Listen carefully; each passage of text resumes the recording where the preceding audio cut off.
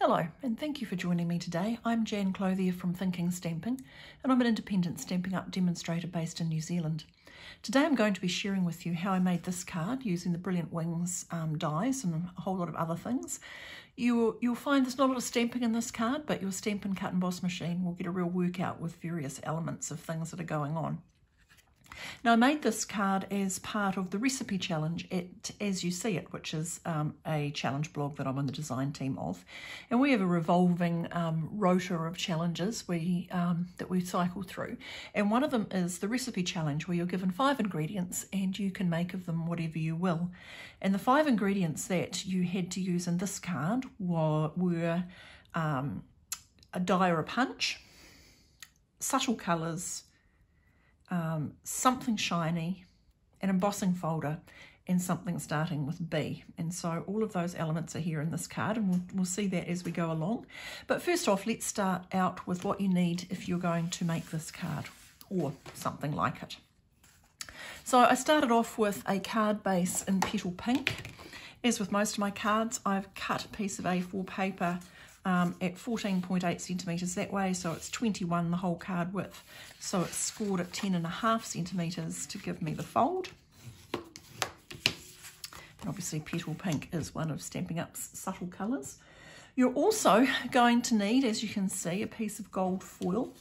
So I've got my piece of gold foil here, and it's cut 0.5 centimetre smaller than the card front, so it's 14.3 that way and 10 centimetres along that way.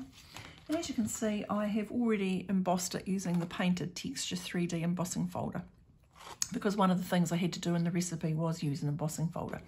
So we've got that. You also need a piece of basic white, and I have cut that 0.5 centimetre smaller again, so it is 9.5 centimetres that way, 13.8 centimetres that way. And as you can see, I have already embossed that using the Bricks and Mortar embossing folder. So I've ticked off embossing folder twice, and one of the other things in the recipe was something starting with B, so I've started there with brick.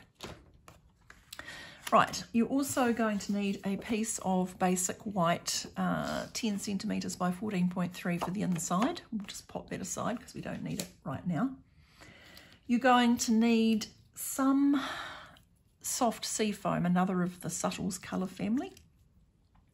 And for that I used the Forever Flourishing die set, which coordinates with Forever Fern, and I cut one of each of those dies with it, but obviously you could cut whatever foliage you like the look of. So I've already cut those. You need a wee piece of basic white for the sentiment, and I have already stamped that, and I used Sahara Sand, not one of the Subtles colour family, but a soft and subtle colour on its own. So the sentiment comes from Artfully Layered, Happiest Birthday Wishes, and I've also cut out an identical shape in Sahara Sand that I'm going to mat it with, so you need a little scrap of Sahara Sand. And again, because one of the recipe elements was to use a punch or a die cut, I have used the Stitch Rectangle framelit dies to cut out my sentiment with.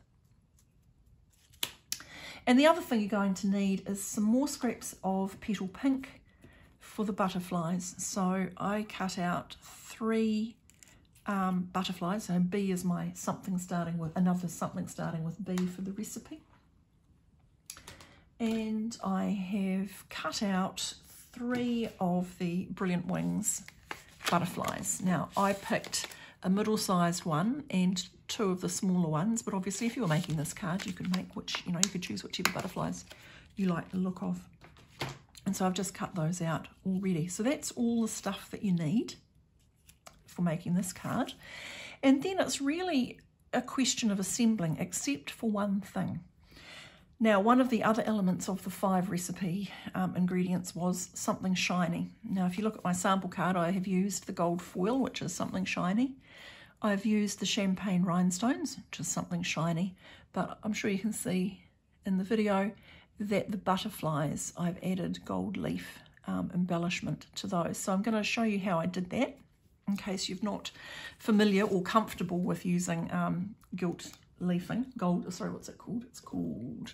Technically it's called gilded leafing. Yeah. Okay, So the gilded leafing comes in a packet like this, but don't be deceived when it looks little. That is probably more than you'll ever use in your human lifetime. Because it's quite tricky to use in as much as once you take the lid off, it kind of explodes outwards. I've taken some of it and put it into a larger container. So that all came out of here, and you can barely, as you can see or hopefully you can see on camera, you can barely tell that anything's come out of that packet. Now, don't do this on a hot day with the fan going, or else you'll have gold leaf absolutely everywhere. It's very, very light, so you don't want to do it in wind or with a fan. And so I've put it into a larger plastic container just so it's easier to manage. And I'm going to show you how I gold leafed them. So I started with my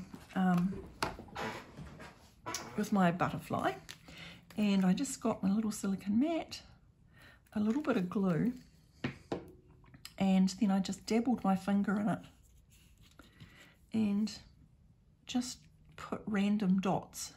Now I wanted the wings to mostly have the gold on it, so I've concentrated on that area, but you know, you can put whatever you like, as much as you like.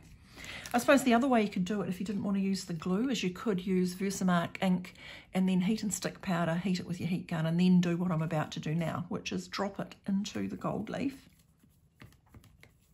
And you see it makes quite a mess.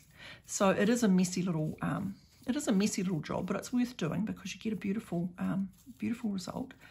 So you just get in there and you take the excess off, the obvious excess off. And you can see it goes all over your fingers. Don't worry about it, just, you know, go with the flow. So then you take off what you can with your fingers. And then I've got a highly technical secret weapon purchased just for this job, a toothbrush, a soft bristled toothbrush, purchased at the supermarket specially for this task. And so all you need to do then is just use the soft bristled brush to clean off even more of the bits that look like they're stuck on, but actually aren't. And you just do that. Now at that point you can look at it and go, oh, you know, I wish I had some more gold over on this bit. You can always go back, add in a little bit more glue and touch it up even further so that it ends up being just exactly how you want it to be. Now you can see, I'm just going to put the lid on that or else I'm going to have gold leaf all over my craft room. And I am just going to wipe my fingers because I don't want gold leaf everywhere. When I was doing when I was doing the rest of them, because I have actually already done a set to use with this card. When I was doing it this morning, I gave myself some gilt fingernails as well. So yeah, it does go everywhere. Be careful with it. Worth the effort, but be careful with it. Okay, so you've got your 3 butterflies gilt or gilt edged, and then it's pretty much just assembling. So I think I've always said don't mix gold foil or any foil with glue, because if the glue gets on the shiny side, it takes the gloss off it and, you know, it's ruined essentially. So however, I am taking my life in my hands and I am using glue in this instance because I'm going to back myself. If you are feeling like you don't want to back yourself, then use tape, use some Stampin' Seal. But I decided that it was worth the risk to get the wiggle room. Okay, so I've got that on. Now, of course, if you were feeling particularly frugal, you could have disemboweled and cut that piece and cut out the centre to save for another project. I quite often do that, but seeing as how I was doing this for a video, I didn't. Okay, and I'm going to take my life in my hands again, and I'm going to glue, even against my best advice, which is don't use glue on gold foil. But I am going to temper that by using my sponge to dab the glue around the edges in the hopes that I'm not going to get any ooze happening. We'll see if I was right to back myself there as well. Okay, I think I've got away with it. Okay, so now we've got our layers. Oh, nice, and I'm just going to run my bone folder just over. I always think too that when you are attaching two embossed pieces together, or even one embossed piece onto plain card, you want to just give it more of a hold than you would normally, because you know, two flat things glue together pretty well. Two things which are textured just need a little bit more help. Okay, so now we're on to the easy stuff, really. So I'm going to attach my foliage, and just to make it easy, I'm going to dab the glue on. Whoops. Just having a moment when I was looking for my tweezers. Okay. Whoops. Okay, so I'm going to pop that one there. And in fact, I don't think I'm going to need that. I probably should have cut that off first, but here we go. Just a little trim off there because we don't need more tails. And I'm just going to nip that one as well. Bit more glue, bit more dabbing. I've just got myself these tweezers and I'm not sure about them. They're taking a little bit of getting used to. So we'll see. They may keep appearing in videos. They may be consigned to the drawer of unused items. We shall see. Okay, so we've got that foliage on. Now I'm just going to layer up my sentiment. And one thing about the stitched edging, the little stitch detailing does make it pretty easy to get everything lined up. Whoops, nicely. And there you go, glue wiggle room. And some dimensionals. Again, you know me by now. You know that my answer to how many dimensionals is always going to be plenty, because I hate seeing elements go saggy. So if you don't like to use this many dimensionals on your projects, just look away. It'll be over soon.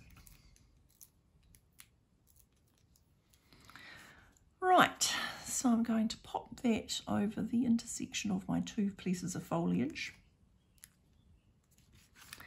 Is it straight? Yep, looking good. Oh. Right, next is adding on the butterflies. So have a little play around, like where do you want them to be? It's really up to you how you like to have them arranged. I think I like the middle-sized one down there, smallest one up there. So, you know, that's the fun bit, isn't it, when you're playing around with exactly where you're going to place things. So, starting with this one, and I am actually just going to dimensional them on. And that will let them sit quite free. So I'm just going to cut a very narrow little smidge of dimensional edging so that I can just run it down the thorax of my butterfly. Test out these Wizzy New tweezers. Ugh. Don't like the look of that. I didn't do a very good job of that. Made it too fat. So we'll just try that again. Oops. That's just, you always have to, when you're using dimensionals in a very narrow way like this, you do often have to do what I think of as faff around with them a little bit, just to, so the dimensionals don't show. I suppose the other thing I could have done is I could have used the foam, the foam sheets, and die cut out a foam, you know, the whole thing out of a foam sheet. But the only problem with that would have been that I would have had backing, I would have had foam over the entire shape and it would have just sat flat. And the reason I want to just use a bit in the middle is so that those wings look nice and springy, like they're flying free. Okay. Yeah. You pop in there like that, and yep, there you go. Your wings are flying nice and free. And I think this is, for me, incredibly restrained. I almost feel ill at the thought of attaching something with a single dimensional, and a mini at that. But there you go. Sometimes you just gotta take the risk. Okay, so we're almost done. The final step is to add in my final shiny element, and I'm going to add in some champagne rhinestones. So we'll have a couple to highlight the sentiment. And then I think we'll have a little bit of decoration of these beautiful little butterflies. Now, you remember I said that As You See It challenge, every 5th challenge is a recipe challenge. So you get 5 elements and you can interpret that however you like in order to make something. So my 5 elements were subtle colours. So I used directly from the Stampin' Up colour family, Soft Sea Foam and Petal Pink. And I used Sahara Sand as my other colour, which, even though it's not actually one of Stampin' Up's subtle colours, it is a soft and subtle colour. And so that was one element. Something shiny, well, there's 3 things happening there. I've got the gold foil, I've got these lovely champagne rhinestones, and I've got the gilded leaf embellishment on the butterflies. Embossing folders, well, I've used 2. I've used Painted Texture and Bricks and Mortar. Oops. Dies, well, we're going overboard on dies, aren't we? We've got stitched rectangles, we've got the Brilliant Wings, we've got the Forever Flourishing. And the final thing, something starting with B. Well, I've done a double there as well because I have included butterflies and bricks. Now, the very final thing is whatever you're going to put on the inside. I think this is my sample card, and I used some of the stamps from Artistically, what's it called? Artfully Layered, just in the challenge colours. But for this one, I took Butterfly Brilliance and I just stamped across the corner of that just to make a simple little bit of decoration for the inside. And again, I'm just going to have a little bit of glue. And I'm going to just tuck that inside for a nice simple little inner. I'm going to give it a good fold to make sure it stands nicely for whoever eventually receives it. And there you have it. A card made to the recipe for As You See It challenge. Please feel free to visit the As You See It challenge site and join in whatever challenge is current there. You're welcome to ask questions or comment. You can contact me through my Facebook page or my blog, the details of which are going to pop up on the end card in a moment. They're also in the video description below. And of course, if you live in New Zealand, you're more than welcome to shop Stampin' Up with me, and there's a link to my online store in the video description as well. And don't forget, if you've enjoyed what you've seen, don't forget to subscribe so you don't miss out on anything new. Thank you very much for joining me.